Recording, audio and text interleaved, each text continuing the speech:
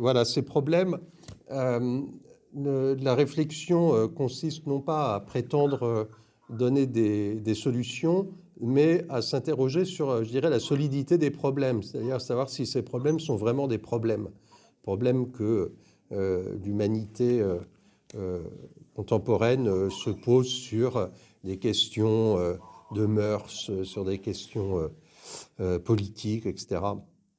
Et donc, au fond, le constat de départ qui motivait un peu cette réflexion, c'est le constat de quelque chose qui est paradoxal, que j'ai appelé avec d'autres la crise permanente. Puisqu'une crise, théoriquement, c'est pas permanent. Et donc, c'était un vrai motif d'interrogation de savoir ce que c'est qu'une crise permanente.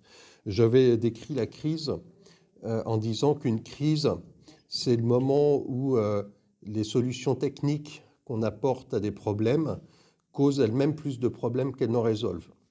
Je crois que sur le plan aussi bien purement technique que sur le plan juridique, c'est vraiment, juridique qui est une sorte de technique, c'est vraiment ce qui caractérise notre époque.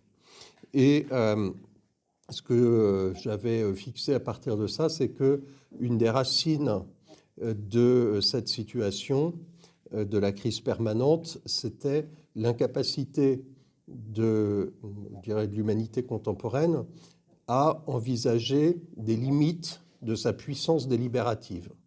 Puisque, au fond, qu'est-ce que c'est qu'une crise permanente? C'est une crise dans laquelle on affronte des problèmes en délibérant, et comme on croit que notre puissance délibérative est infinie, eh bien, on court toujours après le savoir sans être capable d'envisager d'y mettre un terme en prenant des décisions qui, évidemment, impliquent toujours d'accepter une limite à notre savoir et donc d'accepter non pas ce qu'on pourrait appeler de l'ignorance, mais une dimension de ce que j'appellerais ce soir la méconnaissance.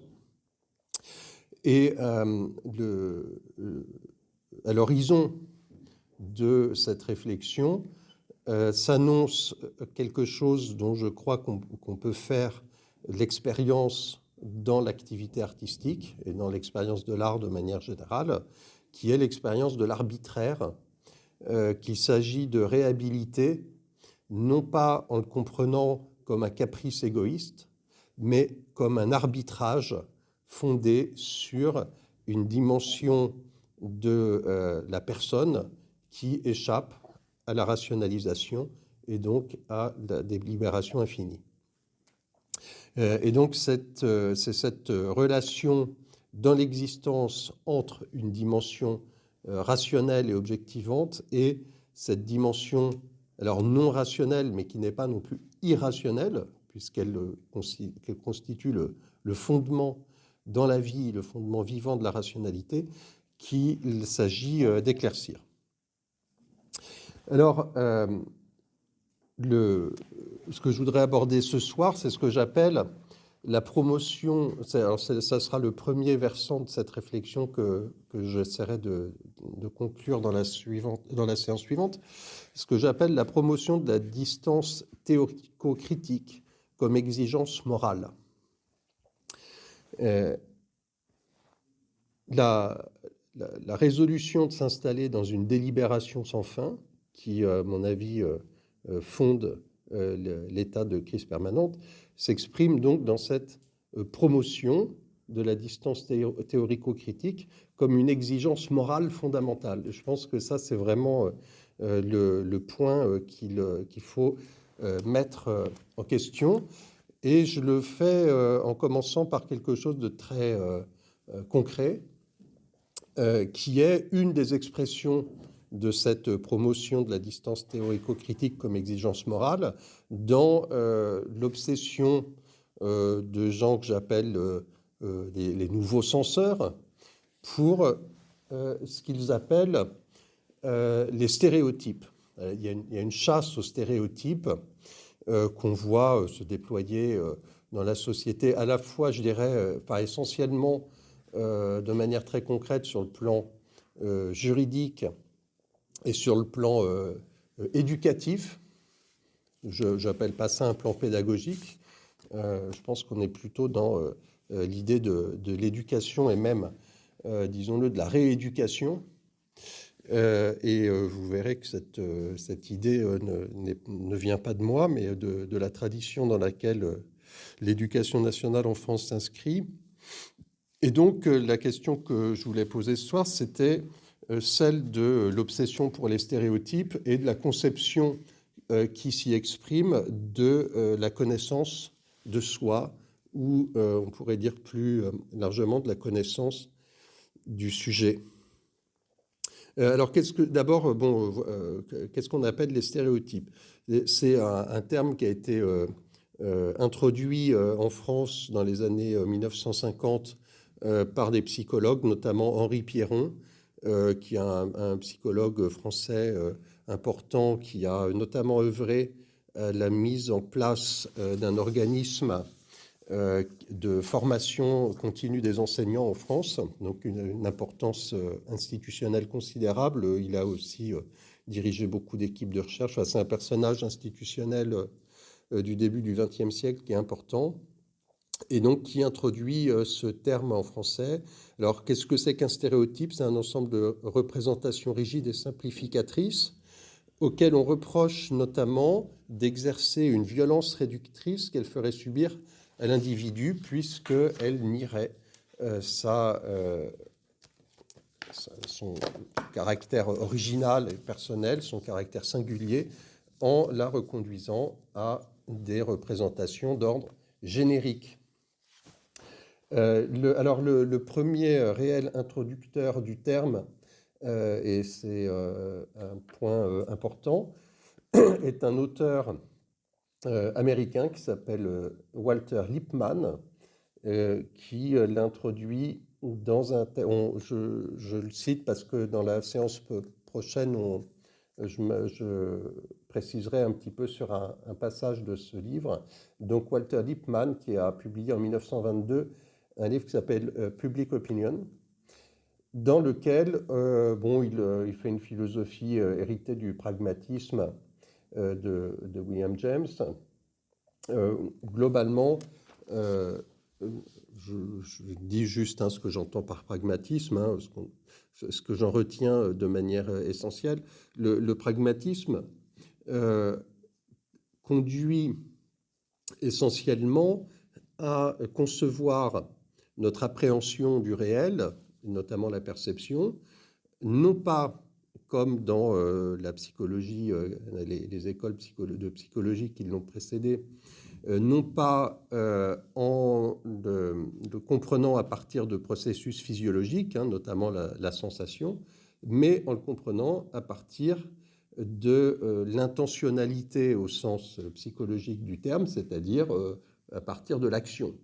Nous ne voyons, alors le français là-dessus est très éclairant, nous ne voyons, on lit ça dans Bergson notamment, nous ne voyons que nous ne percevons que ce dont nous avons quelque chose à faire. C'est-à-dire que quand on n'a pas quelque chose à faire d'une chose, tout simplement, on ne la perçoit pas. Et donc on voit bien que l'appréhension du réel est conditionnée par nos intérêts, par nos actions, par les buts que nous nous fixons, c'est-à-dire par nos intentions. Et c'est bien ce qui vient en cause dans cette chasse aux stéréotypes, c'est-à-dire qu'on nous explique d'une certaine manière que ce conditionnement de notre perception du réel par, au fond, nos valeurs, nos buts, nos actions, est quelque chose de mal, qu'on retrouve sous des titres variés, notamment dans tout ce vocabulaire hérité de la psychologie américaine, ce qu'on appelle les biais cognitifs, les préjugés, les stéréotypes, autant de manières de dénoncer ce conditionnement de notre perception du réel par nos évaluations, par notre perspectivisme d'une certaine manière qu'on se propose sans arrêt de dépasser. Et au fond, on nous désigne cette manière de voir le réel à partir de nos valeurs comme ce qu'on pourrait appeler un vice naturel de l'homme du commun, qu'il faut évidemment dépasser. Alors, ce qui est intéressant, c'est que, on va le voir dans la manière dont les choses sont abordées, notamment dans l'enseignement, on considère que ce vice naturel se constitue dans l'existence du sujet qui précède son éducation et qui, au fond, est une existence d'abord familiale, mais plus largement une existence qui se déploie dans la vie pratique et dans la vie affective du sujet, donc dans un cadre un peu plus large que familial, que j'appellerais un cadre communautaire, c'est-à-dire un cadre dans lequel les relations humaines sont fondées sur des intérêts pratiques, sur des valeurs morales, sur des mœurs et globalement sur des liens affectifs.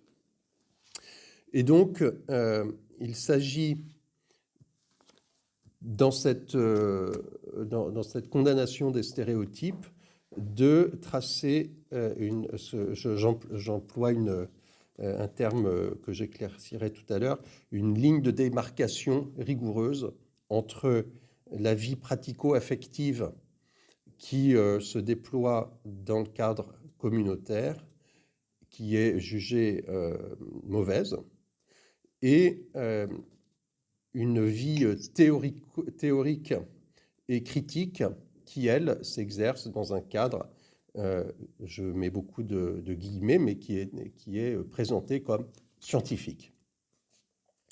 Alors, je voudrais revenir d'abord aux racines dans l'histoire de la pensée de cette distinction, de cette séparation.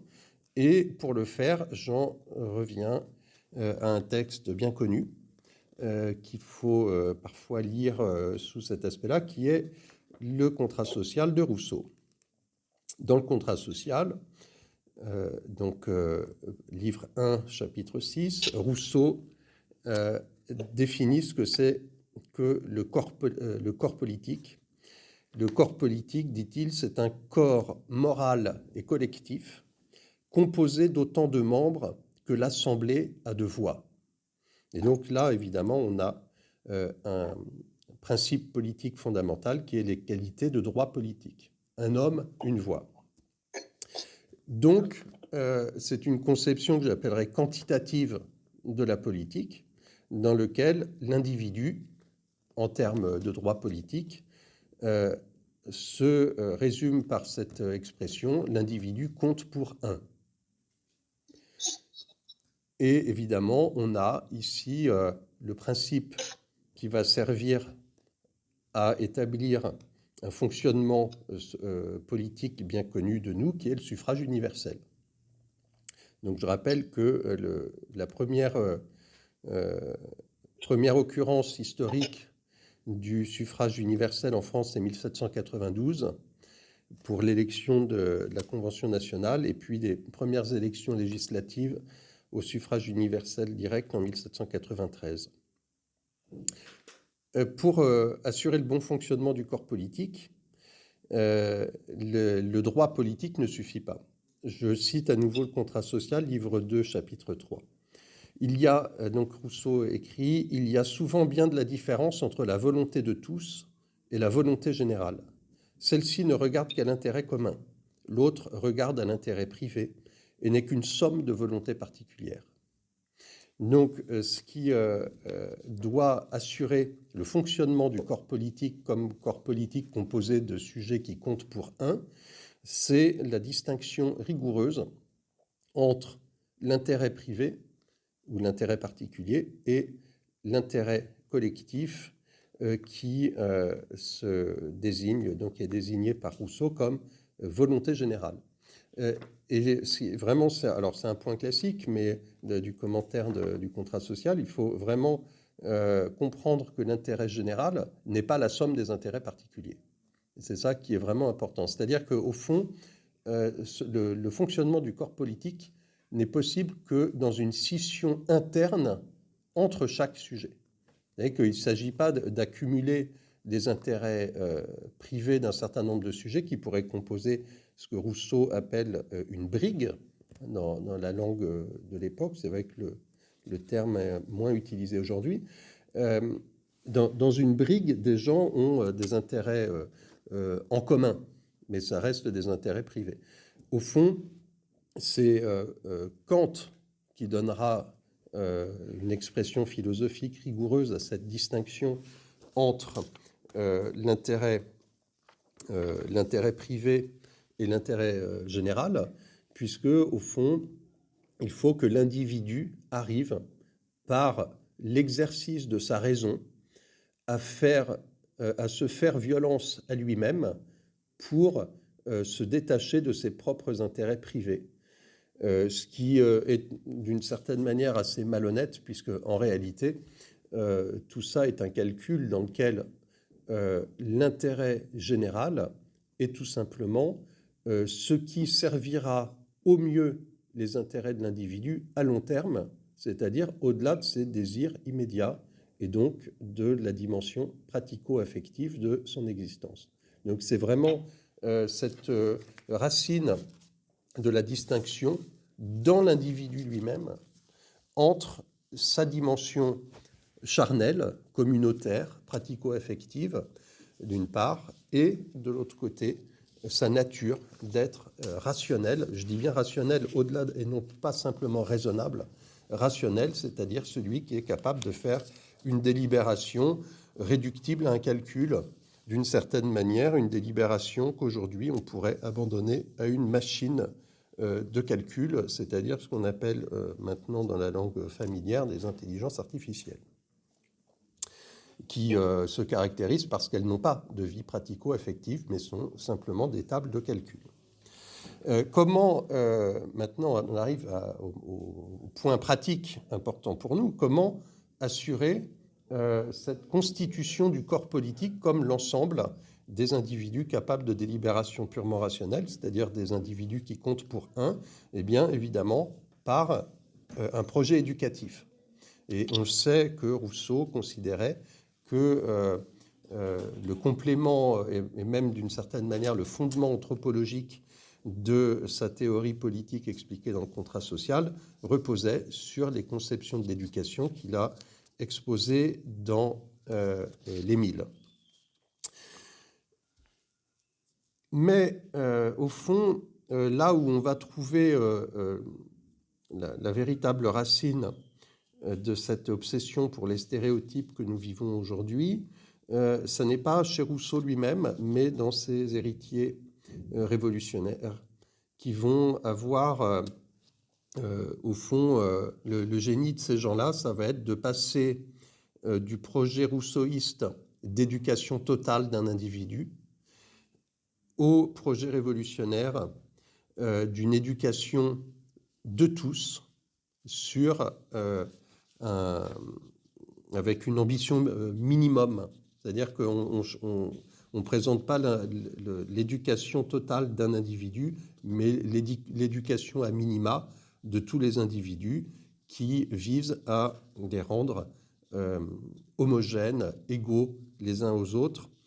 Je cite le projet d'un plan d'éducation nationale, et j'insiste, ce n'est pas d'instruction qu'il s'agit, mais d'éducation, c'est bien le terme qu'on retrouve dans le vocabulaire d'aujourd'hui, le plan d'éducation nationale présenté à la Convention nationale le 13 juillet 1793 par Robespierre, mais rédigé par Lepelletier, qui est décédé à l'époque.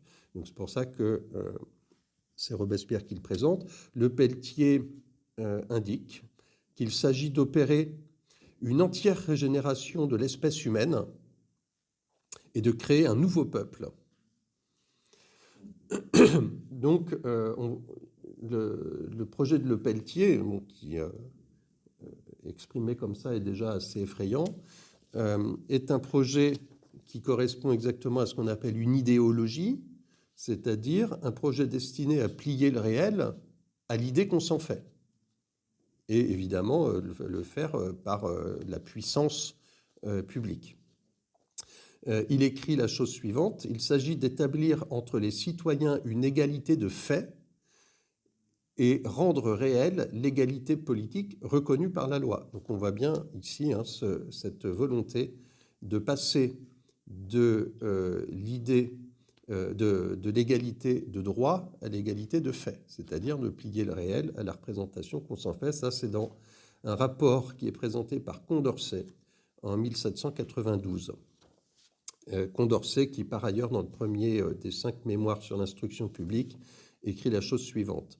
Le but de l'opération est que chacun soit assez instruit pour exercer par lui-même et sans se soumettre aveuglément à la raison d'autrui. Donc on voit bien qu'il s'agit aussi de reconduire ce qu'on pourrait appeler une subjectivité communautaire à une subjectivité purement individuelle, c'est-à-dire que passer des intérêts pratico-affectifs à la délibération purement rationnelle nécessite d'obtenir des individus esselés et donc de rompre les liens communautaires. On reconnaît l'inspiration du sujet cartésien, c'est-à-dire du sujet épistémique cartésien, celui qui est présenté pour la première fois dans le discours de la méthode, en 1637, donc 150 ans avant.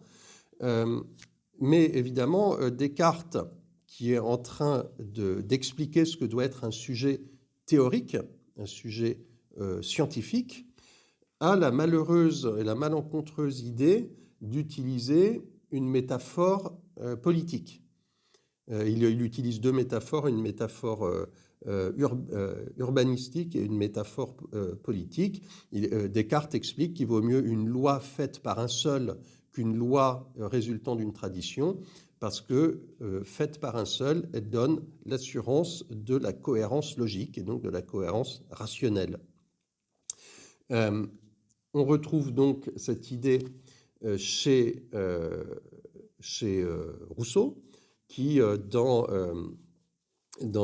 toujours dans le contrat social, indique que l'idéal serait que les citoyens puissent délibérer en n'ayant aucune communication entre eux. Donc on voit bien cette ligne de démarcation entre existence charnelle, sensible, pratique, affective, communautaire, et l'existence du sujet rationnel qui doit être esselé, puisque cet esselement lui assure de pouvoir délibérer de manière purement rationnelle. Et donc, évidemment, quand tous les sujets ne délibèrent que de manière absolument rationnelle, ils se conforment à la raison est universelle, et donc, en étant esselés, les sujets deviennent absolument égaux, non seulement en droit, mais aussi en fait, puisque leurs seuls motifs de décision deviennent ceux de la raison universelle, et donc les mêmes pour tout le monde. Donc là, on a bien le motif kantien qui vient radicaliser la visée qu'on trouve chez Rousseau.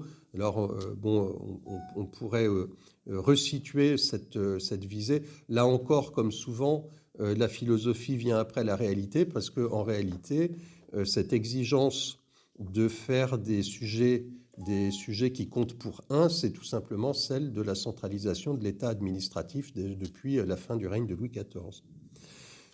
Donc on a cette opposition qui se déploie de manière anthropologique et métaphysique chez Kant.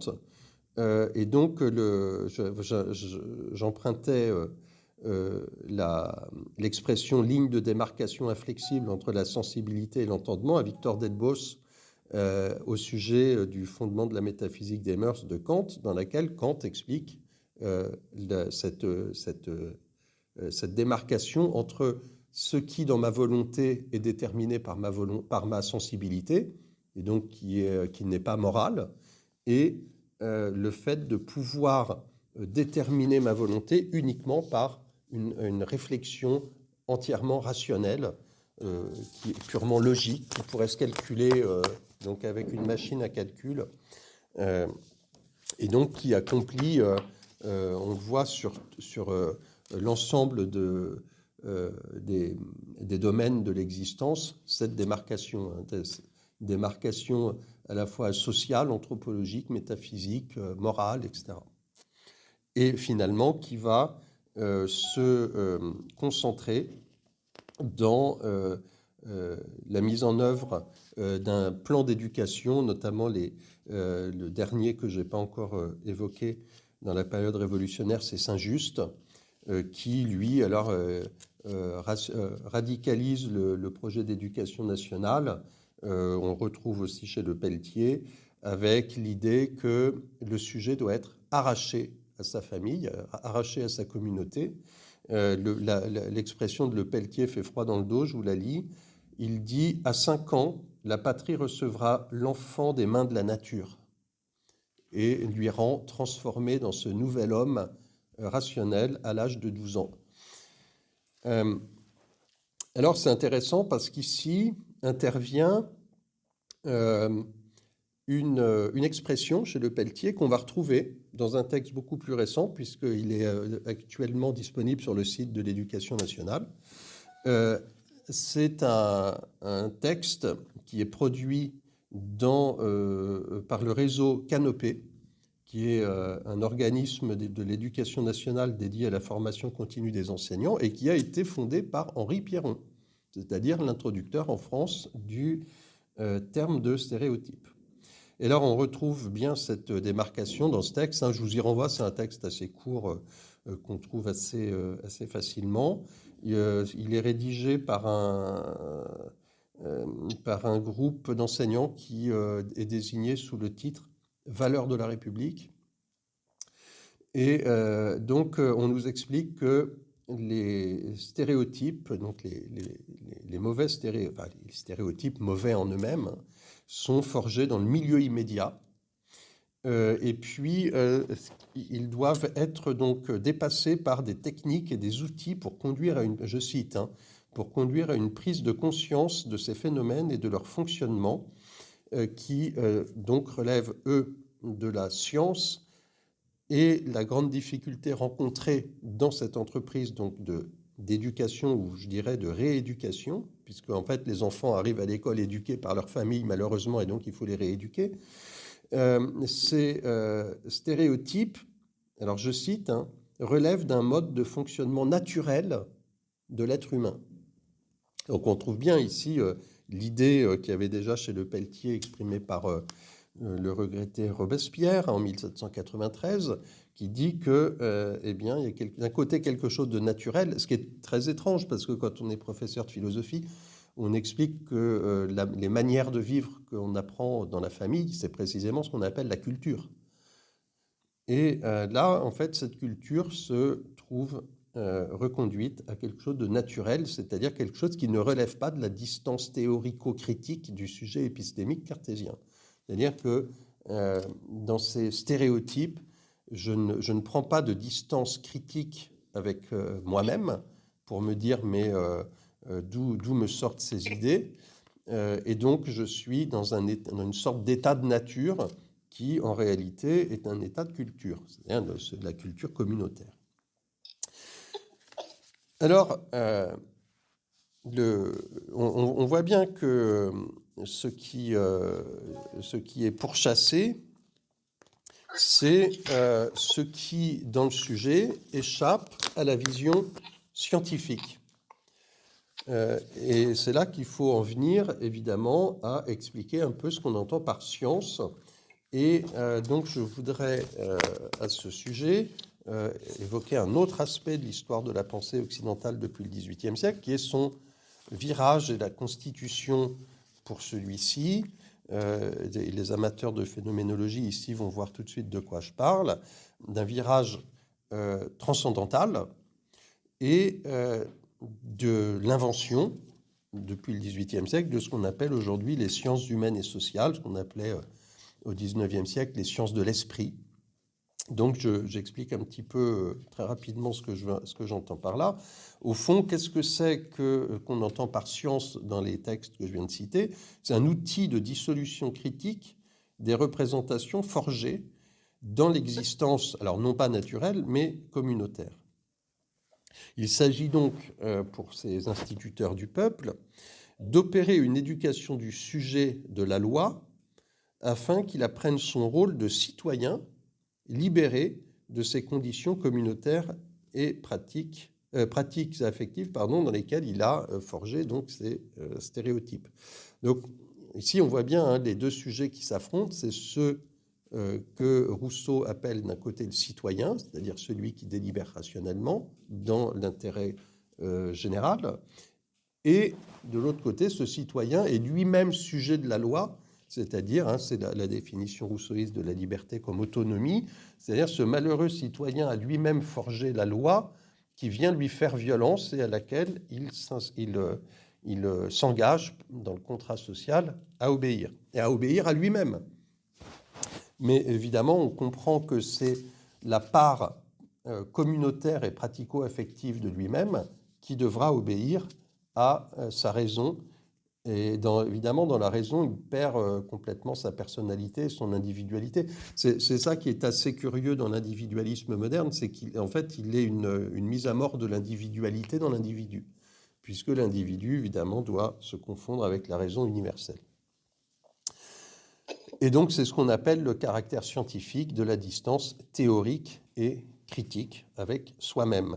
Alors, il ne s'agit plus pour le sujet de savoir ce qu'il veut, mais de savoir pourquoi il le veut, c'est-à-dire d'entrer dans une réflexion sur le pourquoi de sa volonté.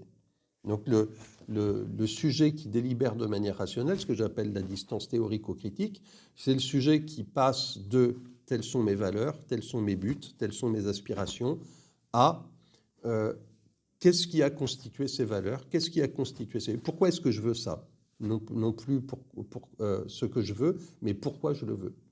Et c'est ce qui va constituer ce que j'appelle le virage transcendantal, c'est-à-dire que à partir du moment, avec Descartes, où on considère que les idées ne sont plus quelque chose d'objectif, mais quelque chose qui est forgé par l'individu, à ce moment-là, le sujet connaissant individuel devient le fondement de la connaissance. Et donc, la connaissance scientifique doit développer une connaissance scientifique du sujet de la connaissance scientifique.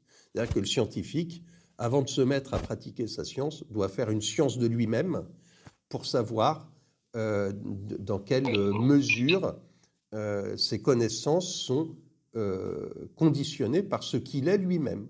Et à ce moment-là, le sujet scientifique commence par faire une science de lui-même pour savoir d'où viennent ses idées. Un petit peu... alors, j'aime bien cette métaphore parce qu'elle nous dit aussi d'où vient l'idée. Elle vient d'un scientifique du XVIIIe siècle qui s'appelait Lambert, qui a une connaissance d'Emmanuel Kant qui lui a inspiré ce projet transcendantal qui est celui de la critique de la raison pure. Et Lambert se disait, quand vous regardez des étoiles avec un télescope, le télescope introduit des déformations dans l'image, et vous devez connaître les caractéristiques du télescope lui-même pour compenser cette déformation des images. Les gens qui font de la photographie, d'ailleurs encore astronomique de nos jours, indiquent toujours avec quel appareil les images ont été prises, avec quel type de précis d'optique, etc. Puisque c'est évidemment, l'image n'est pas simplement le résultat de la chose vue, mais aussi de l'instrument avec lequel on la voit.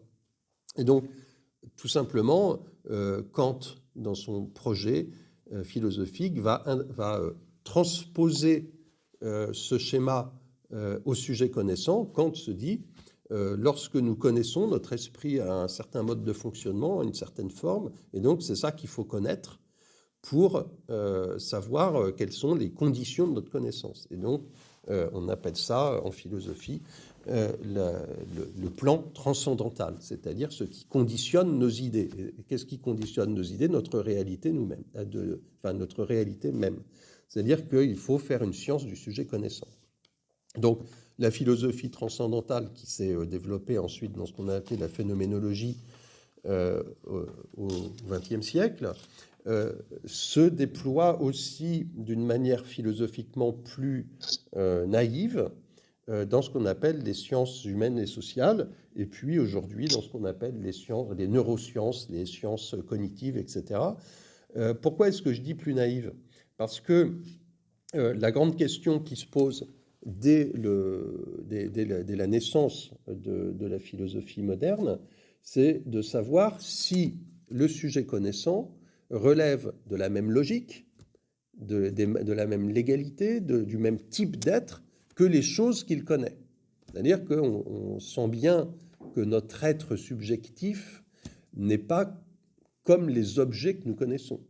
Et tout le projet transcendantal, celui de Kant, c'est de trouver la logique propre au sujet connaissant pour ne pas la confondre avec la logique des objets qu'il connaît. Alors ça, c'est la philosophie transcendantale qui a cette rigueur dans la démonstration. Quand on perd cette rigueur, on fait ce qu'on appelle des sciences sociales et des sciences, je dirais aujourd'hui des sciences cognitives, c'est-à-dire qu'on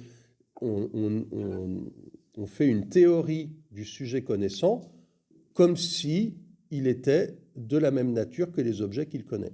C'est pour ça qu'on en arrive à des théories dans lesquelles on vous dit que, au fond, toute connaissance se réduit à un état du cerveau, par exemple. Donc le cerveau, c'est une chose, c'est une masse de graisse et d'eau d'1,5 kg.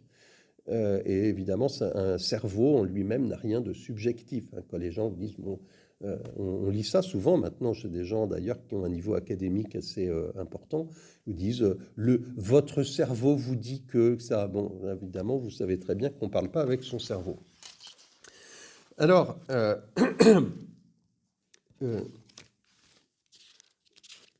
ces conditions de la genèse du savoir deviennent une exigence morale. C'est-à-dire qu'on exige du sujet qu'il ait une connaissance de la genèse de son savoir, de la genèse de ses aspirations, de la genèse de ses désirs, etc. Et on l'exprime en disant que, d'une certaine manière, le sujet doit se connaître lui-même, c'est-à-dire que le sujet des mœurs doit devenir l'objet d'une science du sujet des mœurs. Et alors, ce qui m'a intéressé pour préparer cette séance, c'est que la manière dans la modernité dont on comprend l'idée de se connaître soi-même, on a tendance à la rapporter à la compréhension antique, et notamment grecque, de cette exigence, alors qu'en réalité, eh bien, vous allez voir, il ne s'agit pas du tout de la même chose. Alors, je veux juste indiquer que cette comparaison qu'on peut faire entre le connais-toi toi-même, célèbre formule du dieu de Delphes, par rapport à l'entreprise de science du sujet dans la modernité, repose sur, en tout cas dans la compréhension moderne, sur deux préjugés. Alors je vous dis quels sont à mon sens ces deux préjugés. Le premier préjugé, c'est la réductibilité de l'être subjectif à l'objectivité. C'est-à-dire qu'on pense qu'on peut faire une science objective du sujet. C'est-à-dire qu'on pense que la subjectivité peut devenir un objet, peut se regarder dans un microscope ou se décrire de manière théorique. Et le deuxième préjugé, c'est le préjugé selon lequel toute réflexivité, c'est-à-dire toute reprise de soi, toute responsabilité dans l'existence, serait de nature théorique. Et on présuppose de cette manière-là que la vie pratico-affective serait nécessairement irréfléchie. Or, ce qui est à l'horizon de notre réflexion, c'est que précisément ce qu'on appelle la tradition, c'est la réflexivité de la vie pratico-affective elle-même et de la vie pratico-affective telle qu'elle se forme dans les communautés et donc telle qu'elle se transmet. La transmission de l'existence pratico-affective dans la tradition est précisément un mode de la réflexivité, un mode de la réflexivité plus fondamental et, à mon avis, plus heureux, plus fécond que le simple mode théorico-critique de la réflexivité.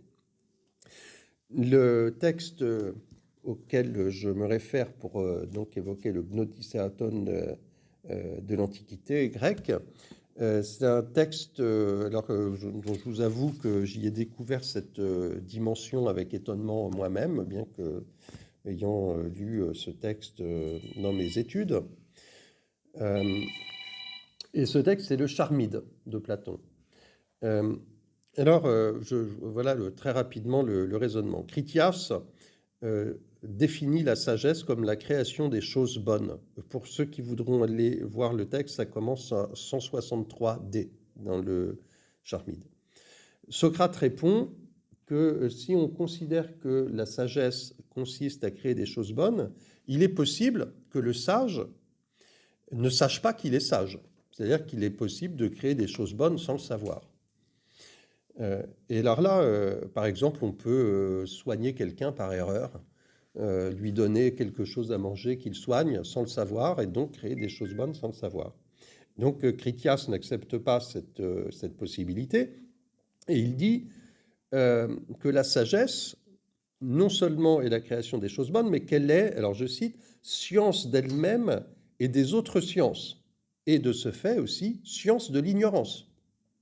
Puisque si une science sait pourquoi elle est science, pourquoi elle est science de la science, évidemment, elle sait aussi dire pourquoi on ignore, et donc elle est aussi science de l'ignorance. Et Critias précise qu'il est en cela d'accord avec l'auteur de l'inscription de Delphes, Gnotistéaton. Alors, la remarque de Platon consiste à dire que quand on connaît l'objet de la science, en même temps, on a un savoir de notre propre connaissance. C'est-à-dire que quand je connais un objet, je sais bien que je le connais. Mais cette remarque peut se comprendre dans deux sens. Alors, la compréhension de Critias, c'est que la connaissance, ma propre connaissance de l'objet, peut faire, après coup, donc dans ce qu'on appellerait aujourd'hui une réflexion, l'objet d'une autre connaissance. C'est-à-dire que je pense à l'objet, j'ai une connaissance de l'objet, et dans un second temps, je pense à l'opération mentale que je viens de faire pour connaître mon objet. Donc ça, c'est le modèle classique de la réflexion. Et donc, si on comprend, comme le fait au début de son argumentation Socrate, la connaissance comme une vision, au sens de Critias, se connaître soi-même, ça veut dire que ma vision peut devenir elle-même l'objet d'une nouvelle vision. C'est-à-dire que je pourrais voir l'acte de voir. Ce à quoi Socrate répond de manière parfaitement empirique et entièrement justifiée, qu'il est impossible de voir la vision ou d'entendre l'ouïe, et donc qu'il est impossible de connaître la connaissance sur le mode d'une connaissance objective. Donc, on a deux manières de concevoir ce que signifie se connaître soi-même. Dans un premier modèle, celui de Critias, la connaissance de ma conscience est une conscience de ma conscience. On reconnaît bien l'idée de l'idée, etc. Donc une régression à l'infini, qu'on retrouve de Spinoza à Husserl d'une certaine manière. Et de l'autre côté, le fait que lorsque j'ai une connaissance, j'ai en même temps un savoir de cette connaissance qui n'est pas du même ordre, qui n'est pas un savoir de la même nature que le savoir objectif. Et c'est sur ce point-là que je voudrais faire un éclaircissement maintenant d'ordre philosophique et plus précisément phénoménologique. Mais d'abord, je voudrais reprendre un petit peu les étapes de ce motif dans l'œuvre plus tardive de Platon, en voyant de quelle manière, chez Platon, cette découverte philosophique va être occultée et d'une certaine manière scellée pour le reste de la tradition. En République 4, Socrate cherche à définir la tempérance. Qu'est-ce que c'est que la tempérance? Être maître de soi.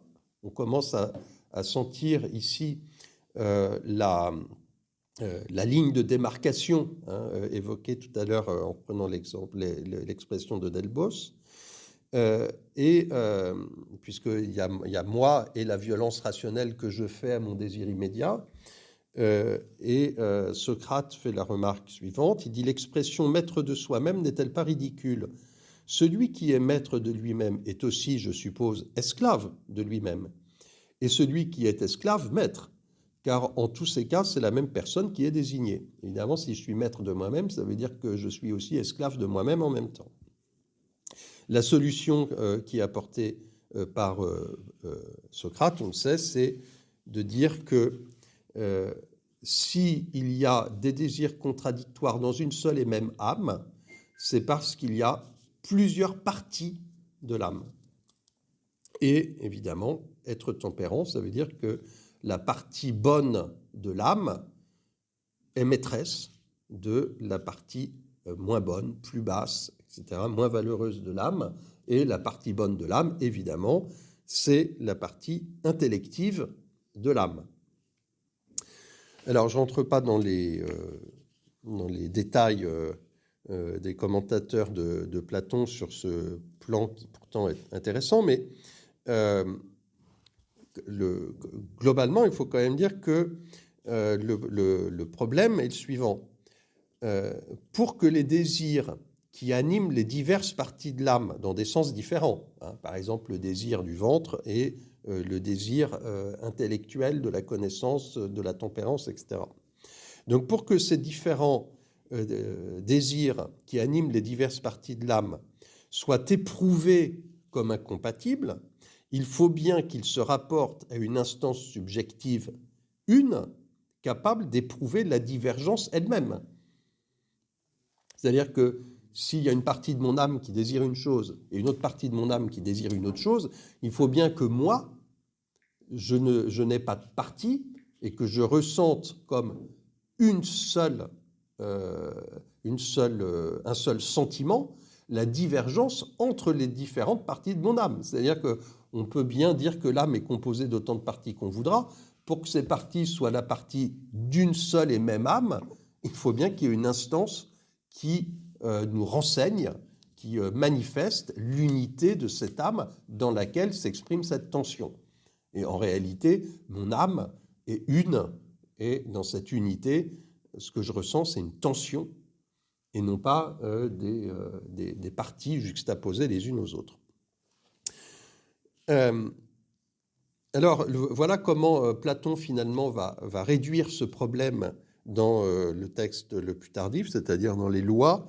Dans le livre 9 des lois, Platon imagine un homme qui aurait naturellement et en permanence la capacité intellectuelle d'apercevoir le bien, puisque pour Platon, vous savez, le bien, c'est l'être. Donc, si j'ai une connaissance de l'être, je ne peux désirer que ce qui est, c'est-à-dire le bien. Je ne peux désirer de mal que par ignorance. Donc, si un homme avait cette clairvoyance intellectuelle de naissance permanente, ce qu'il appelle le nous, l'esprit, l'intelligence, eh bien, dit-il, il n'y aurait dans ce cas-là nul besoin de loi pour régir sa conduite personnelle. Il n'y a en effet ni loi ni règlement quelconque qui ait une puissance supérieure à celle du savoir, donc de l'épistémé.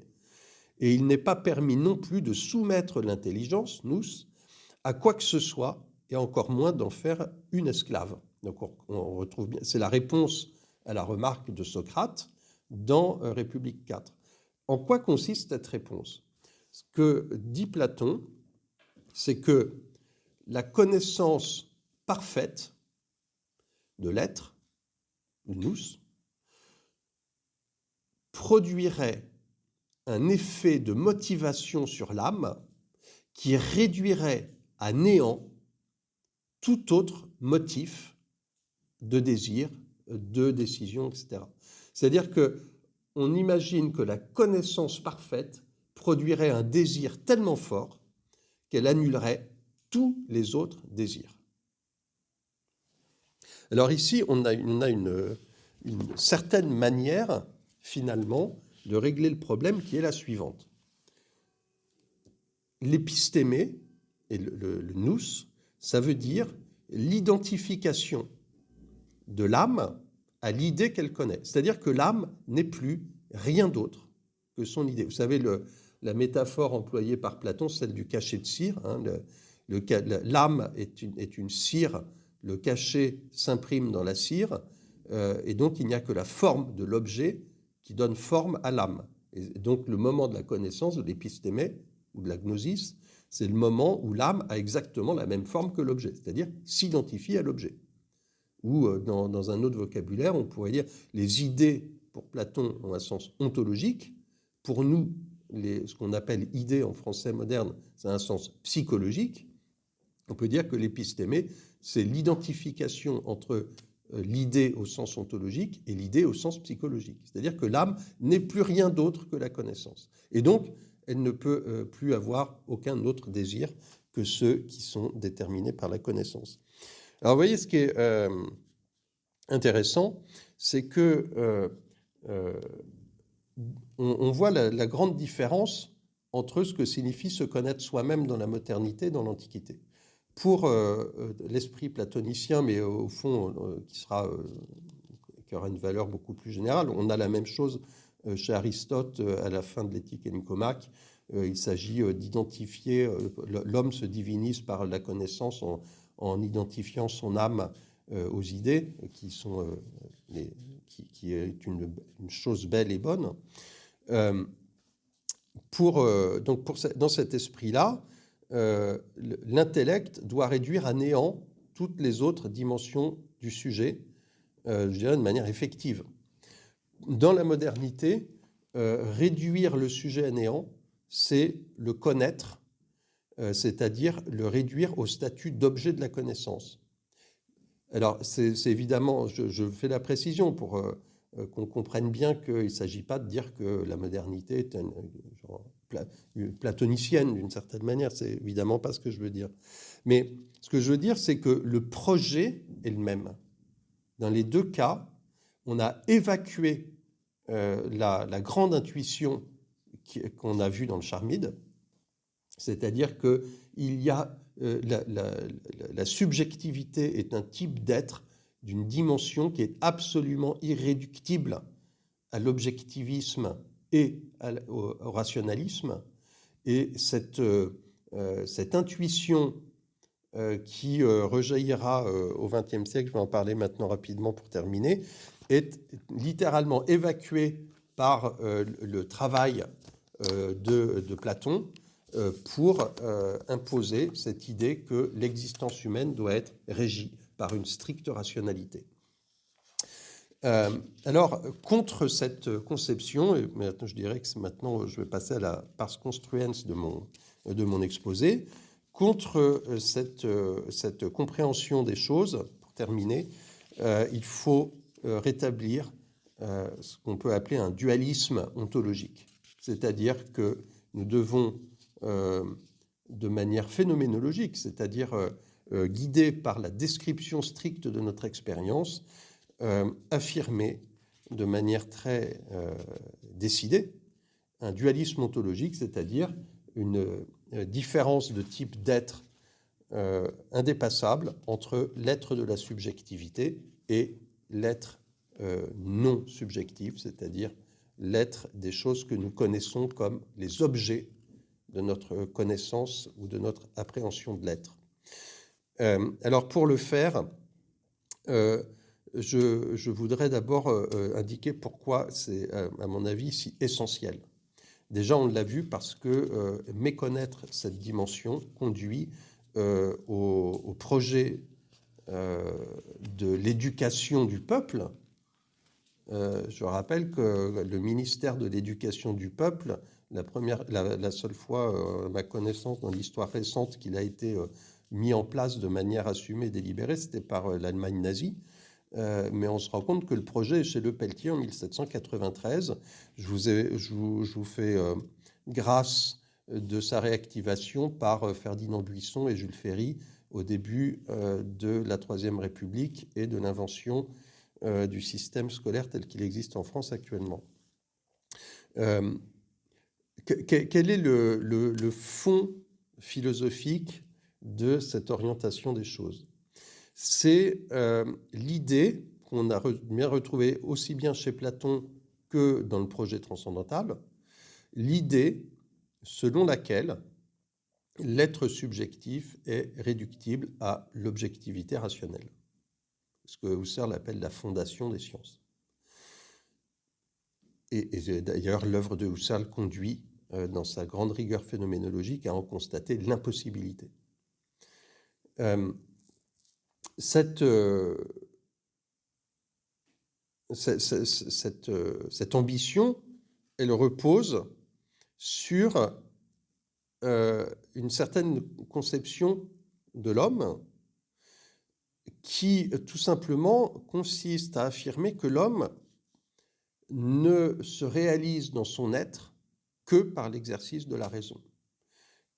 Et que l'homme doit poursuivre l'ambition d'éliminer en lui tout ce qui échappe à sa puissance rationalisatrice, c'est-à-dire à la méconnaissance moderne des limites de la délibération, et donc la délibération infinie et la crise permanente, ce que j'ai exposé dans la première séance. Et au fond, il s'agit tout simplement d'une incapacité à reconnaître la condition de l'homme comme condition incarnée. Qu'est-ce que ça veut dire que l'incarnation, dans ce sens précis ici? L'incarnation, ça veut dire que toute connaissance est fondée dans une méconnaissance essentielle et fondamentale. Nous sommes dans le savoir immédiat de nous-mêmes, c'est pour ça que je distingue bien savoir et connaissance. Le savoir immédiat de nous-mêmes, qui est un savoir charnel, constitue une résistance définitive à toute entreprise de connaissance objective et rationnelle. Parce qu'elle en est la condition. Sans cette incarnation, nous ne pourrions rien connaître. Notre être objectif échappe par essence à l'entreprise de connaissance objective. Alors, je voudrais juste, pour terminer, donner un peu justement de chair à cette proposition par un retour à une description phénoménologique. Je l'emprunte non pas à des phénoménologues, mais de manière peut-être un peu ironique dans l'histoire, puisque ceux qui me connaissent savent que je tire ces idées essentiellement de la pensée de Michel Henry, mais il se trouve que c'est précisément dans une autre tradition qu'on trouve des expériences de pensée assez fortes dans ce sens. La plus ancienne, à ma connaissance, c'est chez un philosophe britannique un peu méconnu qui s'appelle Charles Dunbar Broad, B-R-O-A-D, qui donc fait une expérience de pensée. Alors, je ne l'ai pas noté là, mais je peux envoyer les références précises à ceux qui me les demanderont. Charles Dunbar Broad fait une expérience de pensée qui est la suivante. Il se dit, bon voilà, imaginons un scientifique qui a une parfaite connaissance du cerveau et des récepteurs sensoriels de l'homme, et ce scientifique sait exactement tout ce qui se passe dans le nez et le cerveau d'un homme qui sent l'odeur de l'ammoniac. Mais seulement cet homme n'a jamais senti d'ammoniac. Et donc par cette expérience de pensée très simple, il fait apparaître que l'odeur de l'ammoniac, ce n'est pas quelque chose qui peut ni se penser ni se voir, mais c'est quelque chose qui doit s'éprouver, se ressentir de manière incommunicablement subjective. On ne peut pas faire connaître à quelqu'un qui ne la connaîtrait pas l'odeur de l'ammoniac juste par des paroles. Et évidemment, on retrouve cette impossibilité concernant tout ce qui est sensoriel. Notamment, moi, c'est un exercice que je fais souvent avec les lycéens. Je leur dis, cherchez la définition de bleu ou de rouge dans le dictionnaire. Vous allez voir, c'est extrêmement décevant parce que ça ne peut pas se définir. Donc, c'est forcément des mots qui sont, d'une certaine manière, on pourrait dire déictiques. Ils ne peuvent que désigner une expérience. Évidemment, si on n'a pas vécu cette expérience, ces mots n'ont pas de sens. C'est une expérience de pensée qui a été reprise notamment par un autre philosophe analytique, Frank Jackson. Cette expérience est plus connue, What Mary Didn't Know. Pareil avec les couleurs, hein. C'est une scientifique qui sait tout ce qui se passe dans le cerveau quand on voit du rouge, mais depuis qu'elle est enfant, elle a été entièrement confinée dans un environnement entièrement gris, et donc elle n'a jamais vu le rouge. Donc elle sait tout ce qui se passe dans le cerveau, mais au fond, pour elle, ça n'a strictement aucun sens. Donc on retrouve ici comme une différence ontologique la ligne de démarcation, mais évidemment sous un signe totalement différent. C'est-à-dire qu'il y a bien deux dimensions qui sont irréductibles l'une à l'autre, et non pas une dimension qui doit être réduite à l'autre. Et là, ici, eh bien, on va trouver finalement la clé philosophique de la délibération infinie qui nous plonge dans ces crises permanentes où, au fond, nous ne pouvons plus prendre de décision parce que nous sommes dans une permanente prise de distance théorique et critique à l'égard de nos valeurs, à l'égard de nos aspirations humaines. Quelle est au fond la racine maintenant? Donc je pense qu'on peut la comprendre. Le projet de la pensée moderne, de l'humanité moderne, on pourrait dire, c'est la réduction scientifique de l'être de la subjectivité à la connaissance théorico-critique. Alors évidemment, dans notre existence courante, je dirais plus sous l'aspect de ce qui se présente comme science que sous l'aspect de ce qui se présente comme philosophie transcendantale, puisque la philosophie transcendantale est déjà maîtrisée par un nombre infiniment moindre d'individus et qui ont un pouvoir infiniment moindre dans la société contemporaine, et puis aussi parce que la philosophie transcendantale a fini par, à force de s'approfondir, par reconnaître ses propres limites. Quand je parle de ça, je pense précisément à Michel Henry, hein, qui est théoricien de cette irréductibilité de l'être subjectif à l'objectivité, et qui, au fond, en affirmant cette irréductibilité, affirme aussi les limites du projet transcendantal.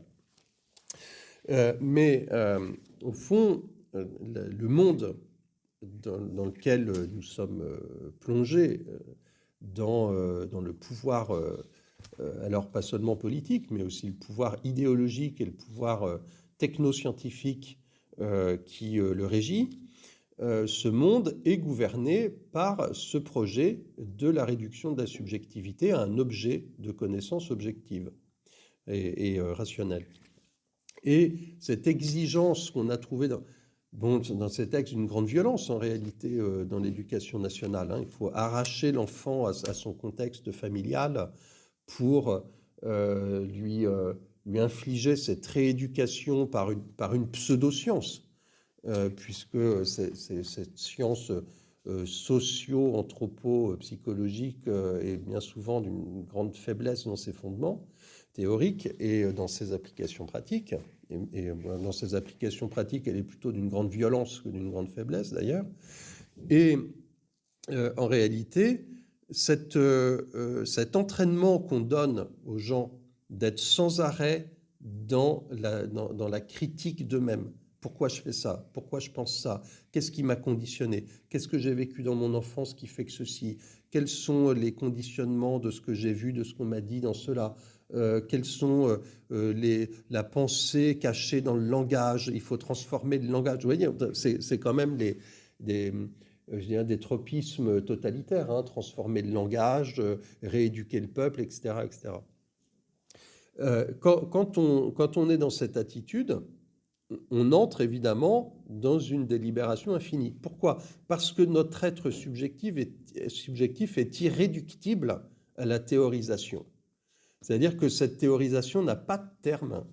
On ne peut pas finir par comprendre rationnellement pourquoi j'aime le chocolat ou pourquoi je préfère, pourquoi est-ce que j'aime la viande au lieu d'aimer les épinards. On n'en sait rien pourquoi on aime. Et évidemment, alors, comme on est dans le cadre d'une réflexion qui est complètement inspirée par une philosophie de l'art, les artistes savent très bien ça. On ne sait pas pourquoi, pourquoi le réel a pour nous un poids affectif, un poids je dirais, une valeur. On ne sait pas pourquoi on aime la vie. Il n'y a pas de raison théorique, rationnelle, qui nous démontre pourquoi on aime la vie. Et donc, cette mise à distance théorico-critique n'est jamais achevée. Et c'est son projet même qui la condamne à cette régression à l'infini qui caractérise la crise permanente.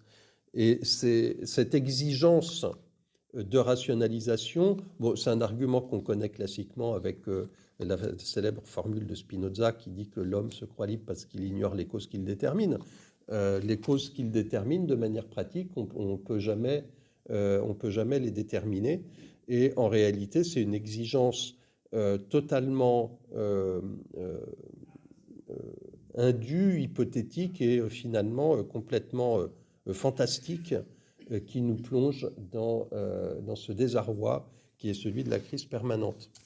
Voilà, j'ai enfin terminé. Excusez-moi, j'étais un peu long, mais je voulais voilà, faire le tour, pas laisser de choses en suspens pour la prochaine séance.